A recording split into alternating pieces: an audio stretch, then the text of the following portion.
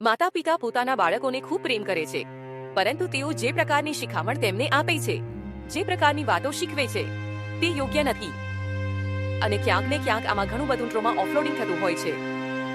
મારે એ જાણવું હતું કે જ્યારે બાળકો મોટા થાય છે ત્યારે સમાજ ફરી એ જ શીખવે છે કે માતા પિતા પ્રત્યે તમારું એક ઋણ છે જે તમારે ચૂકવવાનું છે. તો આ લેણદેણના સંબંધમાં પ્રેમ ક્યાં છે? અને જો પ્રેમ નથી તો શું ખરેખર બાળકોનું એ માતા પિતા પ્રત્યે કોઈ ઋણ બને છે? ના, એ માફ છે. જો સવાલ એટલા માટે હોય કે શું લોન માફી મળશે તો મળશે, કોઈ ઋણ નથી. જીવનમાં કોઈ આવશે તો આવું થઈ જશે, તેવું થઈ જશે, એવા કેવા અરમાનો નથી હોતા. અને ખાસ કરીને જ્યારે સેક્સ્યુઅલ એક્ટિવિટી થવાની હોય છે ત્યારે જોયું છે કે તે કેટલી બધી કલ્પનાશીલ હોય છે.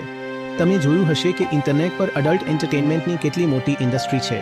તે એટલી વધી ગઈ કે તેને ઇન્ડસ્ટ્રી નામ આપવું પડ્યું. હવે આટલું સુખ મળશે, આવી પરમ તૃપ્તિ મળશે, ત્યાં ભ્રમ સિવાય બીજું કંઈ છે ખરું?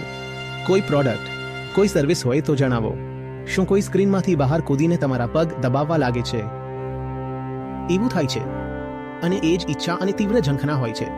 એ જ પછી સંતાન બની જાય છે. સંતાન તો જન્મ લઈ જ નથી રહી, ભ્રમે શરીર ધારણ કરી લીધું છે. ત્યાંથી બાળકો આવે છે તો બીજું શું હોય છે? શું તમે કોઈ પૂજા કરવા જાઓ છો? એ જે ભ્રમ મગજમાં હતો તેણે જ એક દેહ ધારણ કરી લીધો અને ચિલ્લાવા લાગ્યો. અને લોકો કહે છે કે વધાઈ હો, દીકરી જન્મી છે. તે કોણ છે જેણે જન્મ આપ્યો છે? ડોક્ટરો બૂમો પાડી રહ્યા છે કે 35 વર્ષના થઈ ગયા તો પછી બાળક પેદા નહીં કરી શકો. ઘરવાળા, સમાજ, ટીવી, જાહેરાતો બૂમો પાડે છે. અને 35 ના થવા સુધીમાં તમારામાં કેટલી બુદ્ધિ છે, કેટલી અક્કલ છે? શું જાણો છો? પોતાની જાતને કેટલી સમજી છે? જીવનને કેટલું જાણ્યું છે? આ તો બધું બેકગ્રાઉન્ડ છે.